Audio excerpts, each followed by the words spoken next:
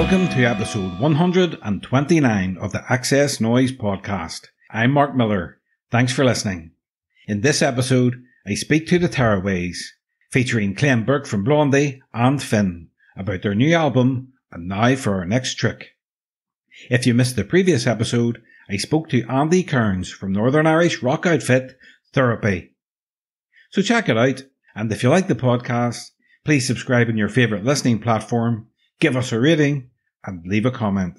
Before we begin, here's Daniel Lynch with what's been happening on XS Noize this week.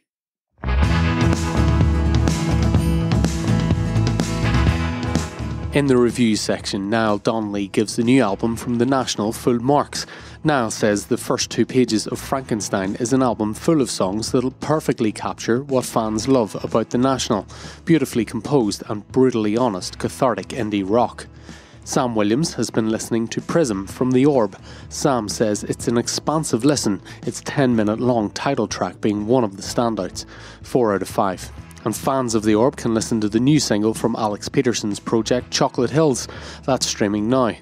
If East Coast punk rock is your thing, look no further. We have a review of Dave Hawes' new album Drive It Like It's Stolen, and a long-awaited new single from the Gaslight Anthem. There's also new music from Alison Goldfrapp and tour dates from Judas Priest, WizKid and Turin Breaks. Stay up to date at xsnoize.com. California-based rockers the Tearaways have released their new album, And Now for Our Next Trick. The legendary band have been making awesome music since the early 80s, combining their love of 60s British invasion with the California sun sound. This is an album full of rock and roll royalty, featuring Rock and Roll Hall of Fame drummer Clem Burke from Blondie and John Finseth. In this interview, Finn and Clem talk about writing and recording the album, their love of the Beatles, the Rolling Stones, The Who, upcoming live shows, and lots more. So sit back, relax, and enjoy the XS Noize Podcast with Clem Burke and Finn from the Tearaways. Welcome to the XS Noize Podcast. Thanks. Glad to be here. How are you doing today? Happy to be here. Absolutely great to have you. I'm really good talking to you guys. I like to go back to the start with my guests. So this is for both of you. Going back to the start, can you remember the first band or artist that made you pay attention to music? Probably the same for Finn and I, the Beatles, I suppose. Yeah, the Beatles for me as well. There. Yeah, well, in the States, everybody of our generation mentions, seeing the Beatles on Ed Sullivan's Show, which was a variety show that was on every Sunday night for ages, and the whole family would gather around, usually the only one television in the house, and watch the Ed Sullivan Show on a Sunday night. And they'd have everything from variety to acrobatics,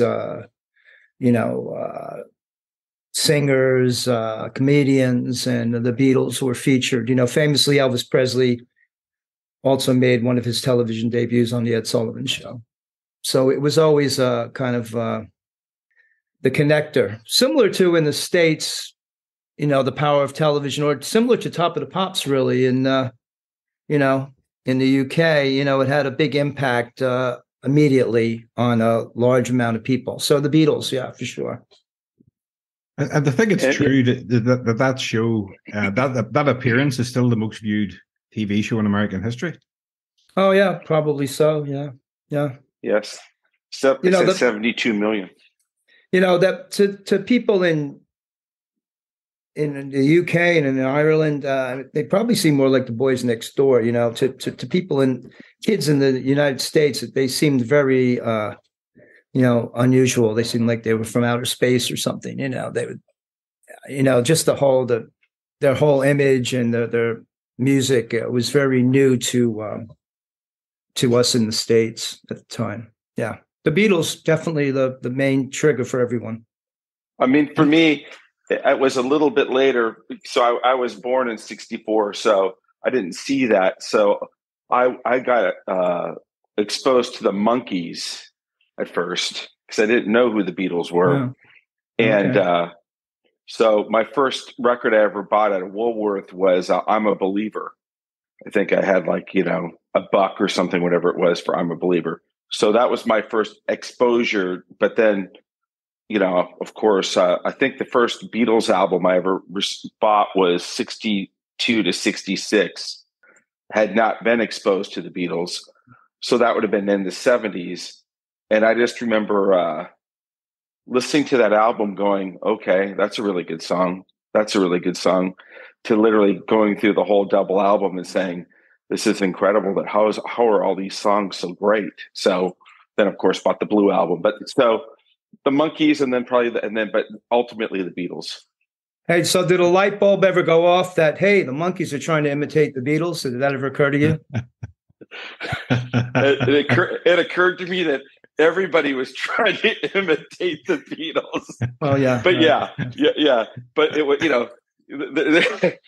there's no doubt about that. Yeah. But when you're 5 years old, you don't know. I watched the Banana Splits. I like the Banana Splits as well. But then once I got exposed to the Red album and then the Blue album, it was kind of like you go down the rabbit hole, the Beatles rabbit hole. So that was sort of the big thing for me, was exploring the Beatles rabbit hole. Then, of course, all British music. I loved all, everything, the Who, the Rolling Stones, and all that. Then it introduced me to that whole genre, which was before my time. I remember that's the thing I used to like about, for instance, with David Bowie, who was a big influence on me as well. It took some time to get acquainted with the artist, or maybe you missed the first couple of albums. So when you hit that album that you really liked, all of a sudden you realize they had a catalog. So you kind of can go back, as Finn was saying with the Beatles. I did similar with David Bowie.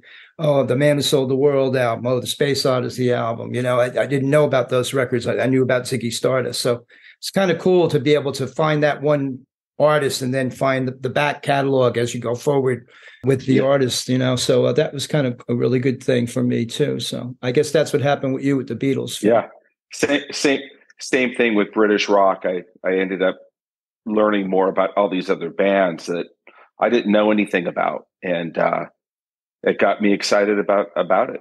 And but the Beatles were the ultimate catalyst for what I enjoyed. So yeah. So they're probably my biggest influence should definitely be them, but all British rock. And then you just, like Clem was saying, you start to appreciate other things as well. And you're inspired by these bands. So what was the catalyst? I mean, I know you play bass, Finn, and Clem, obviously you're a drummer. So when did you decide, right, I want to start trying to learn instruments myself. I want to be in bands. Well, I'll speak for me.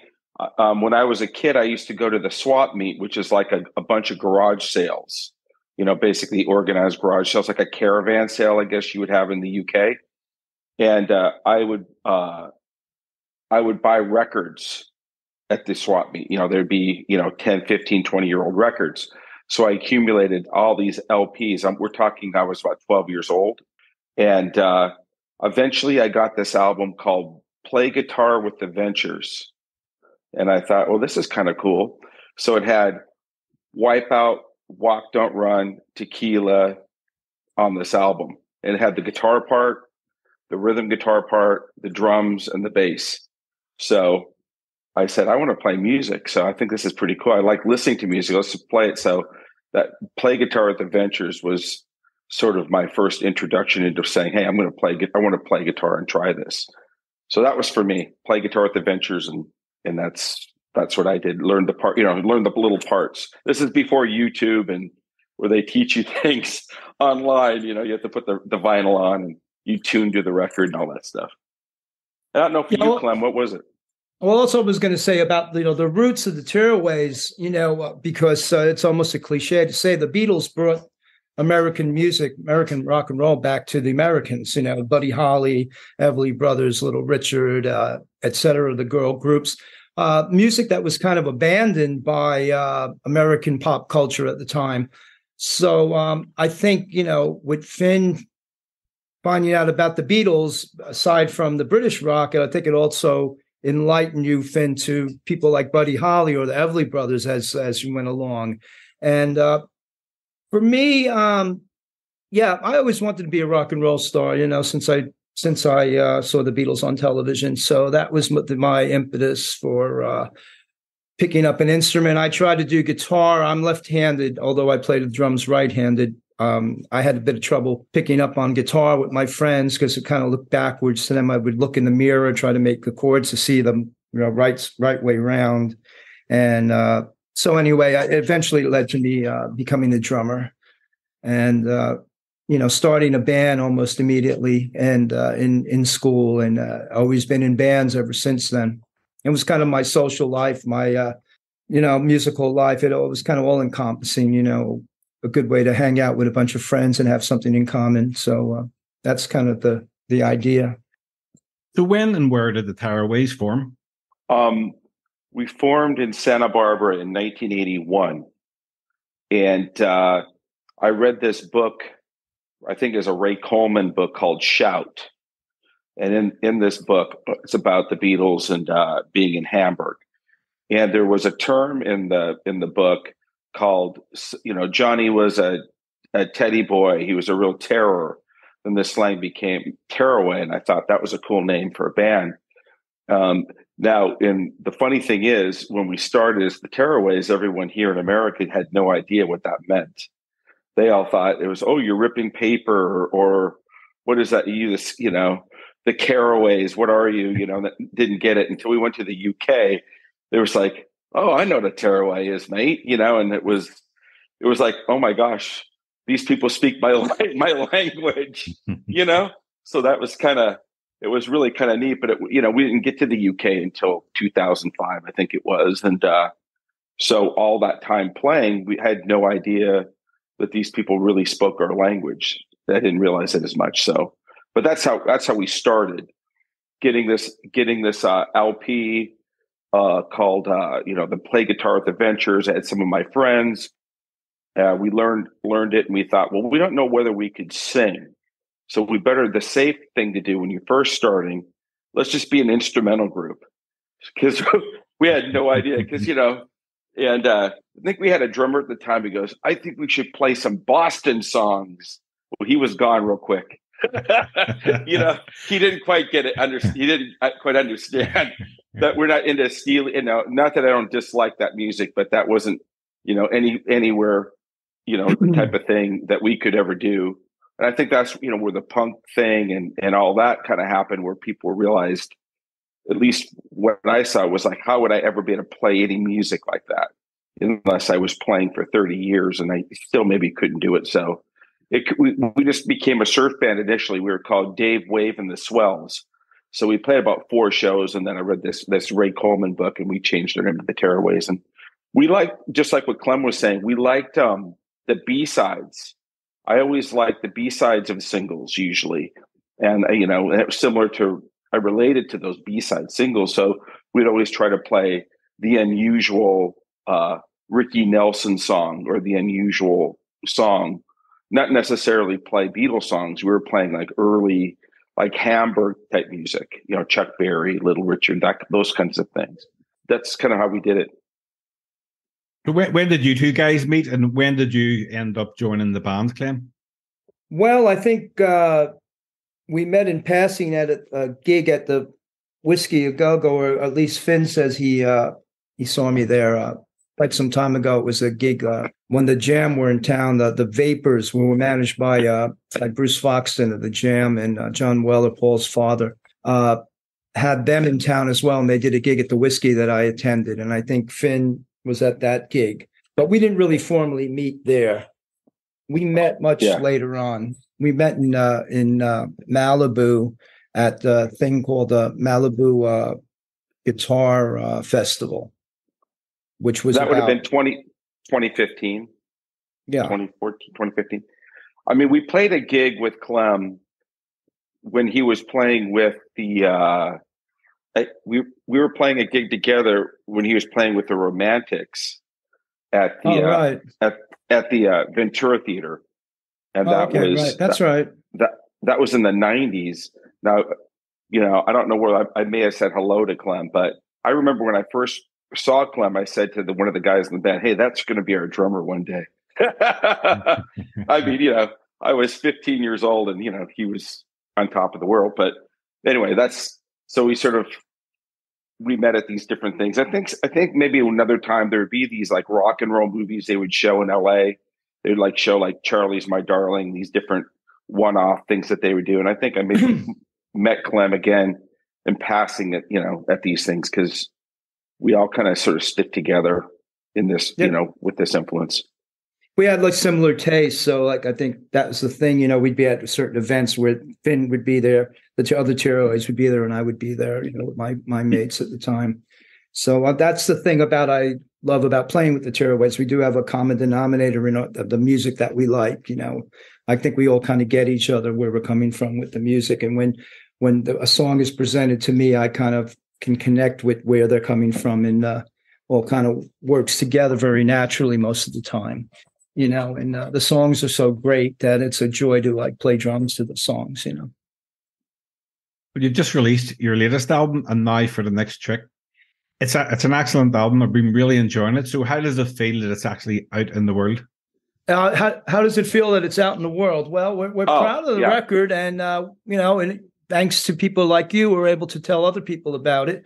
So we're trying to promote it and let people know that we're really happy with it. It's the newest record, and we're setting up things to come to the UK, and I don't know if we're coming to Northern Ireland right at this moment, but it's time to like let people know about the record. So that's really what it feels like, and knowing that we all did a really great job with it, and the songs are great, and it was done during basically during the pandemic. There were breaks in the pandemic when it was easier to kind of get together. So we kind of did it kind of that way over a period of time. So it's an achievement for it to be actually out and there for people to hear. So who's the member of the band that calls everyone and says, "Hey, let's make another record"? Who's that guy?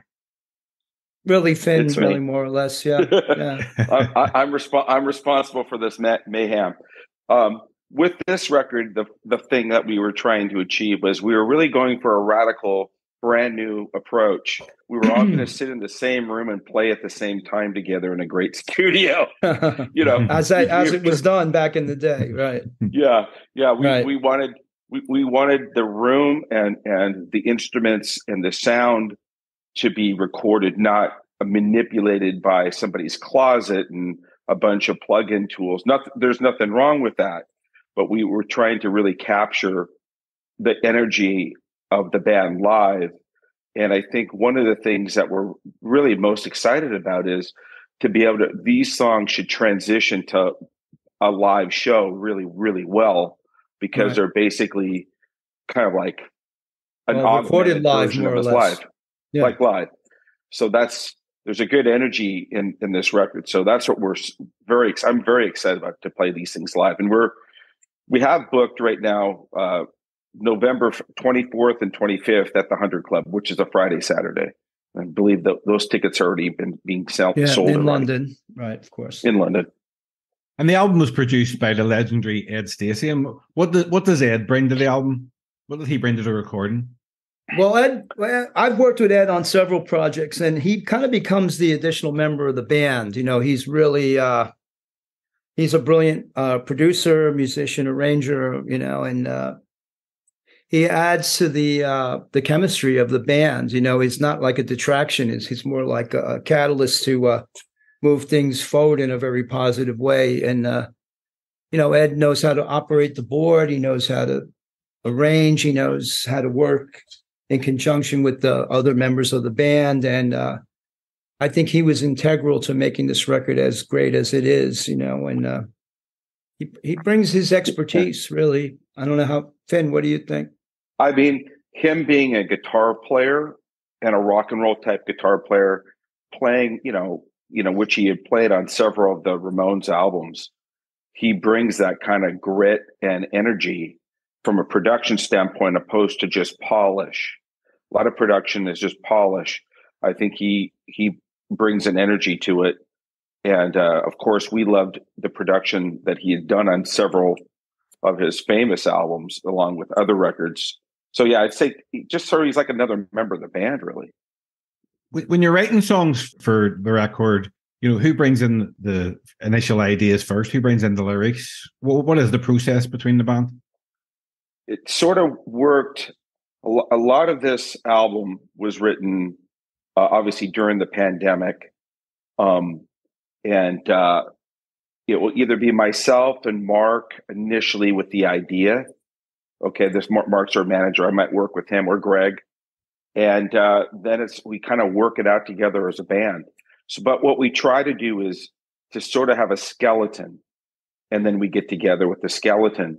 The other thing that we did is with the skeleton, I'd send the tracks like, playing into my iPhone, right? Little recorder, acoustic guitar or whatever into the recorder. And I'd send Ed the songs. So, cause we had talked to Ed prior to the pandemic about doing an album. And so during the pandemic, I was writing these songs. I was up on this ranch up in San Ynez, which is just wine country of Santa Barbara. And so I was just by myself on this ranch. So I'd send Ed these songs. I'd send them to the guys, and Ed kept coming back to me saying, "Finn, this is a really good song. I would send, I don't know, maybe 20 songs to him. And he goes, "There's not a bad song in the bunch. These are all really, really good." So then we just kind of got together and we'd rehearse down in LA and work out the songs. Ed would come down and we did the pre-production with Ed on these songs. Mm-hmm. And it was I don't want to say effortless, but it really wasn't hard. It just really came together quite quickly. So I think that's kind of how they formed. I mean, I always look at it like there's no rules. I remember we did one song one time and I said, "Hey, Clem, can you play a beat?" And Clem played this drum beat. We wrote a song around the drum beat, so right. I don't think there's any formula other than just try to have a good idea. And a couple of these songs came to me in dreams. I dreamed the song and then just actually literally wrote the whole song.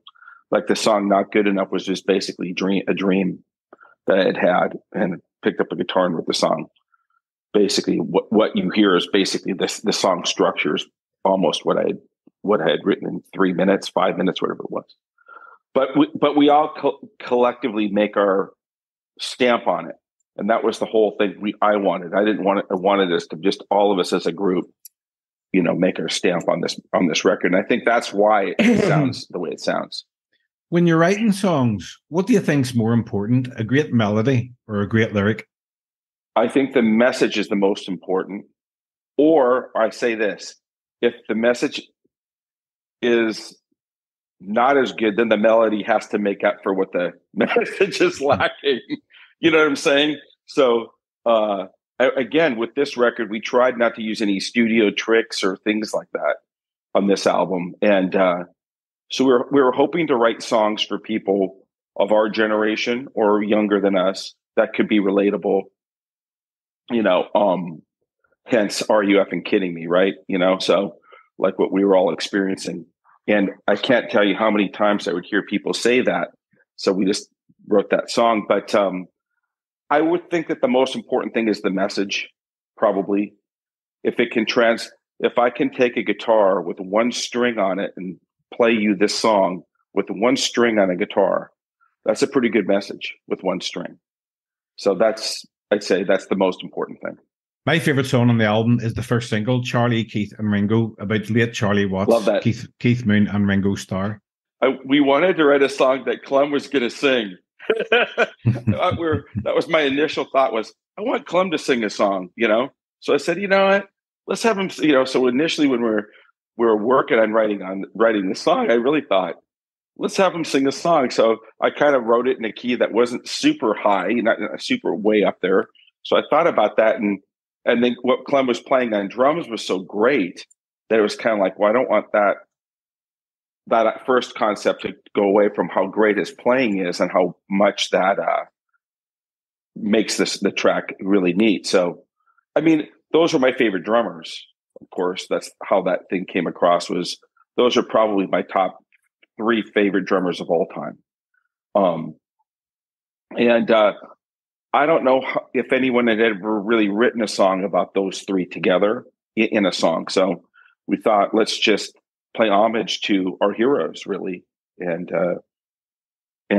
again, I played the song for Clem and it was immediate. It was like, it's almost like he was reading my brain with what he was playing, zero direction at all. He just went, oh, okay, this is what I do, just automatic. And the song isn't like it's just a rockabilly song. There is some things going on there that are slightly different than just a straightforward song. But that's what I thought. Yeah, I got it how that song was formed. I got it immediately. Like, what a brilliant idea to write a song about those three great drummers. So, like Finn was saying, we were in the studio and the songs came together pretty easily based on, someone's initial idea.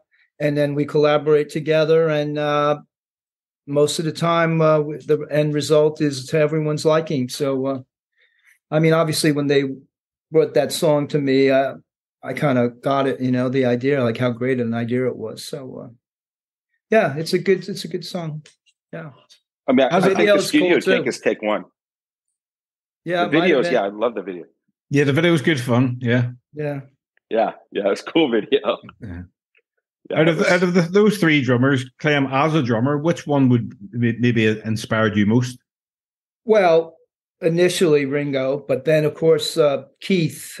Famously, I'm a big Keith Moon fan, and as I realized that Keith probably taught me more what not to do than what to do as far as living a life in rock and roll. My original premier drum kit, we went to the factory in Leicester in the UK, and I wanted a red sparkle drum kit like Keith's. And at the time, those kind of kits were not in production at all. So wandered around the factory with a gentleman, Eddie Haynes, I believe his name was at the time, like an A&R guy at Premier. And we managed to find some leftover red sparkle wrap that was probably a holdover from the 60s and probably had made out of the same stock as Keith's original kit, his red sparkle kit. So Keith very much influenced me. There's a similarity to the Beatles and the Who where they were all four stood out to me. There wasn't like Ringo wasn't in the background. He's on Ed Sullivan's Show on a big riser. Keith was so energetic and so charismatic at his presentation. He stood out just as much as Roger Daltrey did.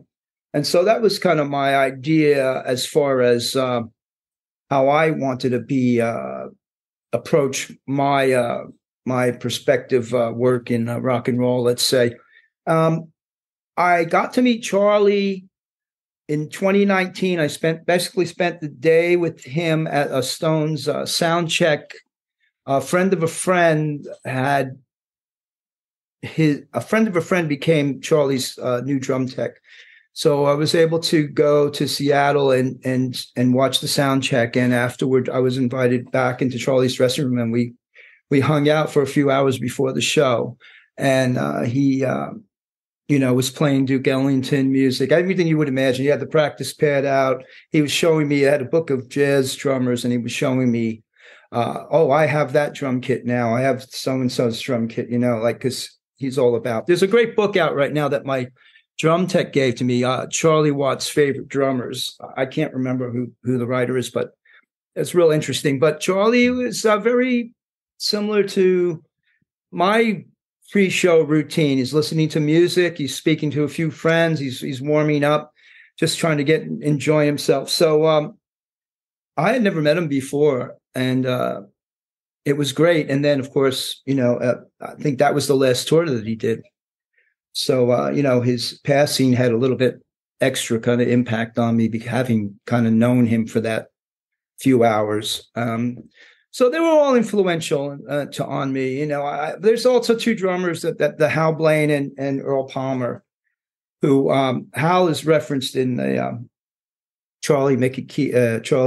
Ringo Keith song, Ringo Charlie Keith, however it's, and those two guys were session musicians, and they had a big influence on me. And they also influenced people like Charlie Watts and Ringo Starr. So I'd say I like to think I assimilated the styles of all those various drummers. Also, Al Jackson Jr. from Booker T. and MGs too. But I would have to say Ringo initially, and then Keith, and then of course Charlie. Just the Beatles and the Stones were the preeminent British rock bands in the States. All the others came after. The Who never really had hits.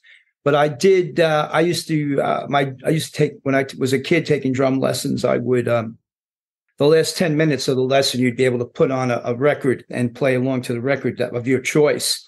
Of course, you're playing along on like a little dance it, like little turntable, not like a big elaborate sound system.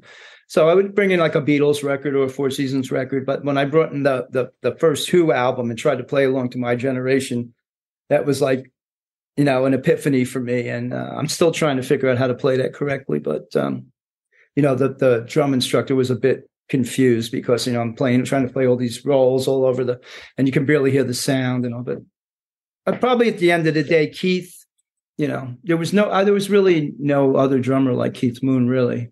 So there you go. Absolutely not. Yeah. What song on the album do each of you feel most connected to, and why? I like Everyday Saturday a lot. I like that song a lot. I like the title's up in front of me. Easier said than done. Easier said than done than said, or whatever. What's that one called? Said, yeah. Easier done than said. Yeah. Yeah. All of the songs really just really Come On, Jan. I thought the real kind of up poppy songs I really like a lot, but there's some moody stuff on the record as well, right, Finn? What's the one? There's one called Let Me Be the Last, which has kind of a Oasis-y vibe, and then there's another one that we had the guy played pedal steel on. Oh, right, from the Long Ryders. Yeah, exactly. And that one I think is the last song on that. I forget the name of it. What is the name of this song? It's hard. I find myself picking different favorite ones. Different times I'll go, oh yeah, that one, I like that one. But for me, I'd say it's probably Are You Effing Kidding Me? And I really like that song. Like what Clem was saying, I like Charlie, Keith, and Ringo, of course. I love that one. And why am I blanking right now? But we're going to be playing a few of those songs tonight. Saturday Every Day, I really like that one too. It reminds me, again, kind of that came as an idea when I was in Las Vegas. I was actually going to see Blondie in Las Vegas, seeing Clem, and this cabbie gets in the cab and I go, what's there to do? I think I got there like a midweek, and he goes, well, hey man, you're in Vegas. It's Saturday Every Day. So right. I thought that was that was actually kind of a cool idea from a cab driver to write that song, but not good enough. I really love that song because again, it could have been a Buddy Holly song. The album stands up as an entire album. You can just listen to it from beginning to end. You don't really have to skip songs. That's what I find myself just listening to the entire album. And it's just a really great work, great piece of music. The whole entire album. Yeah, I'd say that. Yeah, thank you. And you briefly mentioned the band will be touring the UK in November. Are you looking forward to the shows? What can fans expect from the shows? Well, we're going to play a lot of songs from the new record. Yeah, we're going to play a lot of songs from the new record. And we'll probably play some pretty cool, obscure or different type songs as well with the show. Maybe have a few guests with us. That'll be make it kind of fun, different, and just a lot of energy. I mean, we're kind of like a locomotive, so we can't wait to get on the tracks and put this thing on the road. So yeah, we're really looking forward to playing these songs live. I think is really what I'm really excited about, because again, they were written to be played and recorded to be played live. And last year you played in the Cavern Club in Liverpool, and being huge Beatles fans, that must have been amazing. What was it like, playing in one of the most famous clubs of all time? Well, Cavern Club. Go ahead, Clem. No, I was just going to say, we got to play in the front stage, which a lot of times you don't not able to do that. So that was really amazing because especially with the drums that go over, like, the way the arch in the room is, and the sound of the drums pretty amazing, bouncing off the brick there. And it was just great. I mean, that's how I initially hooked up with the Tearaways, was like going to Beatle Fest with them and filling in for their drummer at the time. And it's fantastic to be in Liverpool and at the Cavern always, been there several times since. But what were you going to say, Ben? Yeah. I mean, Clem got a brick in the wall at the Cavern Club, but their Hall of Fame brick in the wall, where they have a little ceremony and they put a brick of people, and I thought that was so cool. Julia Lennon, John's half sister, presented me with it. It was kind of interesting. It's great to talk to her. She was just a little girl at the height of the Beatles' success, so she had a lot of great stories about what it was like to be a little girl watching her big brothers rise to success. It was pretty fascinating, to say the least, to speak with Julia. I was just going to say, the one thing that was kind of neat about us going over there and playing was we didn't really play a lot of Beatles songs. Right. Okay. Like, because there's old Beatles cover bands, but we just kind of, the Tearaways play music influenced by the Beatles. Yeah, and American rock and stuff like that. So we were like a breath of fresh air.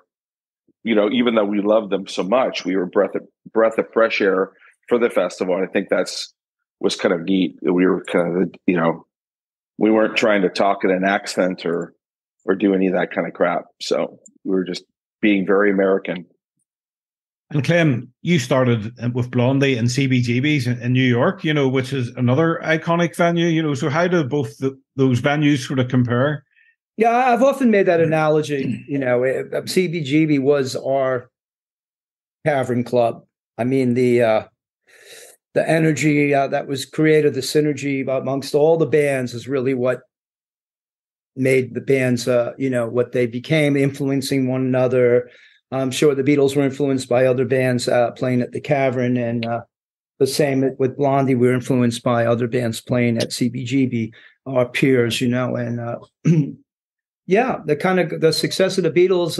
You can't mention the Beatles without mentioning the Cavern, and it's usually you can't mention the whole Blondie success without mentioning CBGB. So they are kind of, they're connected for sure. There's definitely a comparison. Yeah. And Clem, I hear Blondie might be playing Glastonbury this year. Is that true? Yeah, we are playing Glastonbury. Yeah, that's been announced. I announced it and on a podcast a little early, and there was a bit of a brouhaha about that because everyone's so precious about not announcing who's playing until they make the formal announcement. But yeah, we're going to play on the main stage right before Elton John at Glastonbury. Yeah, I'm looking forward to that. It's going to be good. We've played several times before, and the UK in general, which is why it's so great to go over there with the Tearaways. It's really like a second home to me. A lot of friends there, and my friends turned. I think the first time we played with the Tearaways, it was like a mini Clem Burke fan club meeting in Liverpool. Those guys weren't quite sure what was going on. There was about a dozen of my friends are really hardcore Blondie fans, all turning up all at the same time for a cup of tea. So it was kind of fun. And then, of course, everybody got to meet one another, and it was kind of like that. Continued that sort of connection with the Tearaways and my friends in the UK, and I think we've kept the relationships up along the way, and they're all supportive of the Tearaways as well. Yeah, so it's kind of cool. I have to ask, do you have an opinion on at the minute AI seems to be the big craze? Yeah. What do you think about that? Using other people's voices on other people's tracks. For example, Liam Gallagher's voice has been put on these new songs recently. Kurt Cobain has been put on songs. What's your opinion on it? Well, I mean, it's an extension of sampling. I mean, with the digital age, it's just going to get more and more innovative in that way. I really don't know what to make of it. The whole everyone's raving about the ABBA AI experience. So I guess it's just like, it's the world we live in now.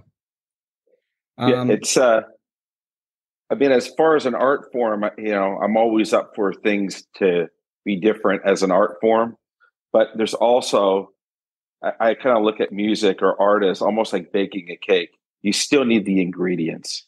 Okay. and you can overthink baking a cake and what ingredients to put in the cake, so to speak. You know what I'm saying? Or building a rocket or whatever. It still requires that. So you still always kind of come back. I think it always will still kind of come back to the basis of a concept, an idea, and a feeling. And if AI can create that connection or feeling or artistic thing, that's cool, but it still comes back to the concept and the idea. I think people still want to hear something real, you know. There's a humanism, right? You know, absolutely. They still want to see a soccer match live or baseball or football match live. They don't, you know, so there's that kind of thing with, I always did think that the one thing you couldn't replicate was a live performance, you know, but that doesn't seem to be true now, you know, which is there's the humanism, you know, the humanism of, are you actually going to be able to do it? You know, can you actually perform that song? Can you play that bit? Not being the world of perfection where there's no risk. You know, I think part of like what we do, there's the risk factor of putting a show together, high energy show that, you know, are you going to break a string, or is a stick going to break, or is something chaos going to happen? How are you going to deal with that? That makes these shows the most interesting. I think the off script things that happen, and AI doesn't know how to deal with that. So if you want AI, you know, or whatever, you just listen to the CD or the record. But if you want a live show, you want to go see it live, I don't know how you would do that unless a guy's playing a record player or something with those, you know, with those parts to do live. Just a few more questions, guys. I like to ask my guests the following questions. If you could go back and relive one musical moment from your career, what would it be? Well, when my band that I had at school, we played at Carnegie Hall when I was like 14 years old. And I like to relive that again. I would say mine would be, we were playing a gig in Santa Barbara on this rainy night, acoustic, just three acoustic guitars. And I look at the bar on our first break. We're playing a 4-hour show. And Brian Setzer's sitting at the bar. So I walk over to Brian Setzer and I said, "Hey, man, you want to sit in and play with us?" He looks at me and he goes, "Okay, I'll sit in and I'll play one song only." I go, "Okay," and I'm not singing. So he comes up and he plays 3.5 hours. Okay, 3.5 hours. He did not stop. The club had to stop us. The place was about empty when we started, and it was jam-packed by the end of this rainy night in Santa Barbara. And the part I would like to relive is when he handed me his phone number and said, "I want to jam with you cats again." And I don't know where I put his number. But it was like, you know, it was one of those moments like completely not planned, right? AI can't do this shit. And he went from, "I don't want to sing a song," to singing like we're doing This Boy with him. And I think we started off with Long Tall Sally in G. And he's like, you know, 3.5 hours later, no break. It was one of those moments. But what did I do with the number? What did I do with this phone number? For us music fans, music is the soundtrack to our memories. What song or album, when you listen to it, brings back the best memories for you? I have a good memory listening to Born to Run on a beach with a girlfriend in the 70s.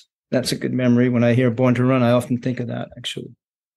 So that Springsteen album has a lot of good memories for me. That's a good album. It's weird. I would say, I think it would have been with one of my first girlfriends on New Year's Eve listening to She Loves You. And I think it was like my first sort of experience with this woman. And I was 15 years old. And I think I heard that song. And I think for some reason, that was just that soundtrack moment, I think. But songs they are kind of memories. They are souvenirs of experiences. You know, that's, I think, a big role of that music plays in people's lives. It brings back a certain time and place, you know. It's recording.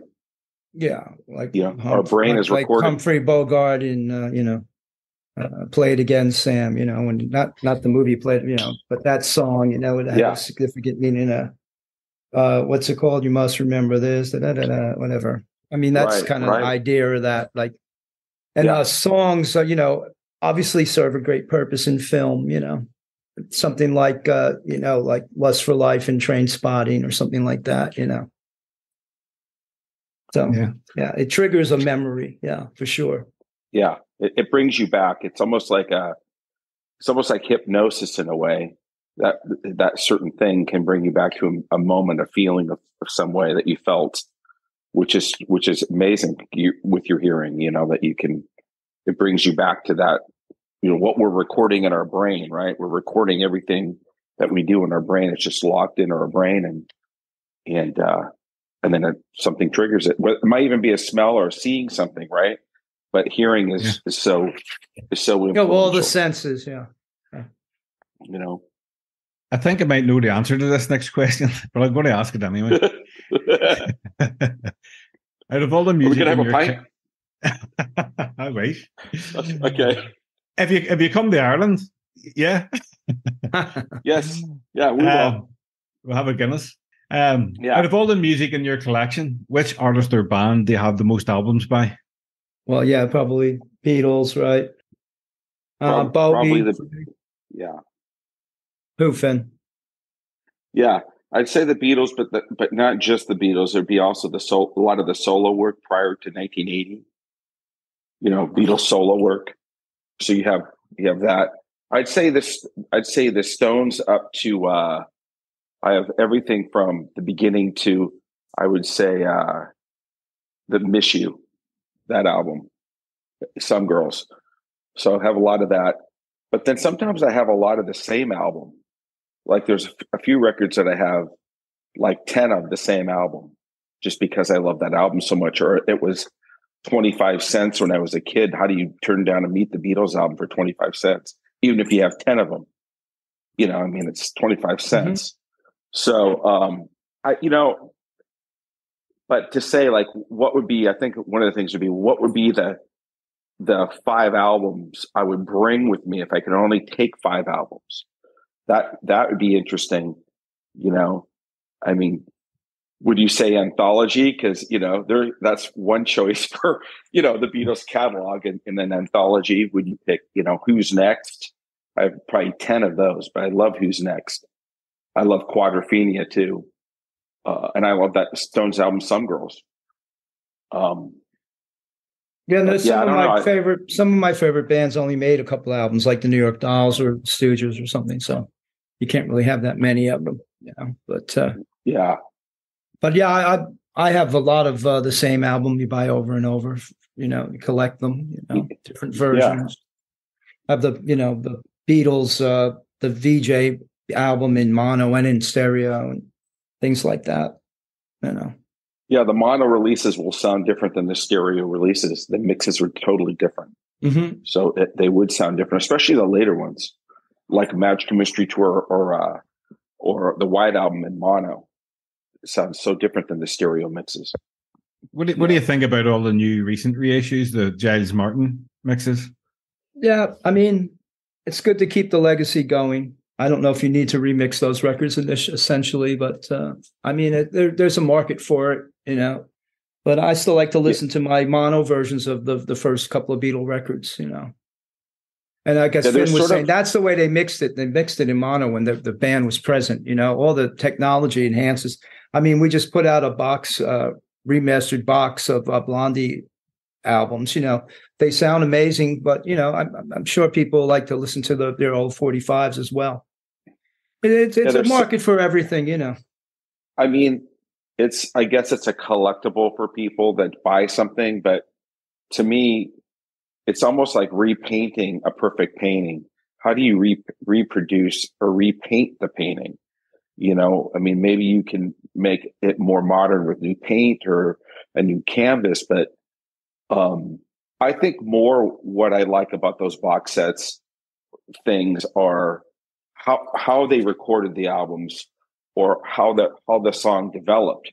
So that part to me is very interesting as far as how they actually put together the album, opposed to listening to the new mixes. I like more like hearing outtakes or what got to that point. So that's just my opinion. Did you enjoy the documentary on Disney, the Peter Jackson documentary? Oh yeah, of course. Yeah, that was great. That was great. Yeah. I thought it was really great. It was like being in the studio with them. You know, it was like, you saw a lot more than just in the original Let It Be that came out when Michael Lindsay Hogg directed. You know, back when it was great to see it open up.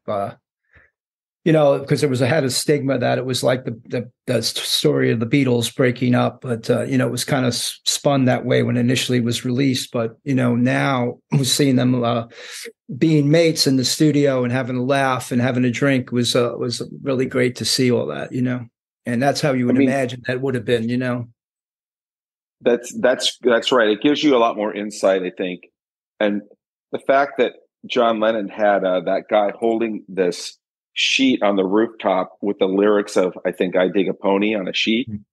That's like the first teleprompter, you know, the manual cue card to the lyrics, which was, but you don't see in the movie, you can't see the guy holding like, okay, okay, let me see. Okay, what am I doing? But it just shows, the other thing in that movie that shows is just, you know, McCartney just stretching his, you know, real brilliance as well. Like he just, everything that's coming out of his throat is like a melody, right? Like he's sitting there and they're all just looking at him. All the producers are looking at him like bowing down, you know, because he was, you know, hence the idea of the message to the melody, right? So where Paul can probably get away with maybe less message sometimes because of his incredible melodies, you know? But anyway. Yeah, it was great to see that though. It was really great. So guys, that's me finished. Yeah. Really enjoyed talking to you. Is there anything you would like to mention before we wrap up? Anything else coming up? You know, what's next in the immediate future for the band? Well, I think we're going to do a show in Santa Barbara before we head over to England. But, you know, the tour's not going to begin till November. I think maybe we do some local gigs prior to that, hopefully. And, yeah, we're just really looking forward to people hearing the new record and getting feedback. There'll be a CD release and a limited vinyl release. So we're looking forward to those. We'll have to get you one of the vinyl.